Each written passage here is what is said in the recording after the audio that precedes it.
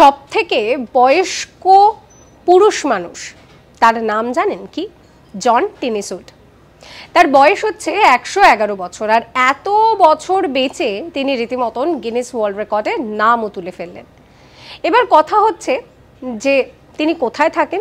তিনি আদতে ব্রিটেনের বাসিন্দা, আর পেশায় তিনি একসময় ছিলেন হিসেব রক্ষক, যেখানে এখন মোটামুটি 80 পেরোতেই মানুষের এত রোগ জ্বালা যন্ত্রণা হয়, সেখানে এই মানুষটা কি করে এতগুলো বছর পার করলেন, তাও আবার অলমোস্ট সুস্থ শরীরে, তার টিপসও কিন্তু তিনি নিজেই দিচ্ছেন।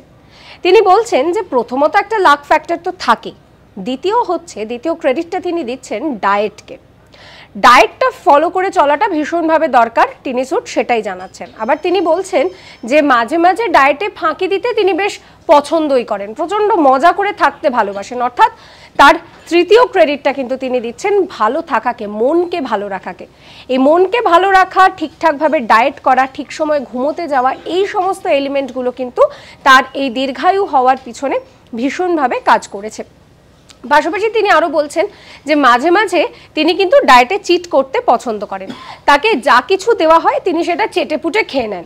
খাওয়ার সময় তিনি ভাবছেন না যে এটা খেলে কি হবে না হবে। এবং আরও একটা বিষয় তিনি বলছেন যে তিনি জীবনে কোনোদিন ধূমপান করেননি।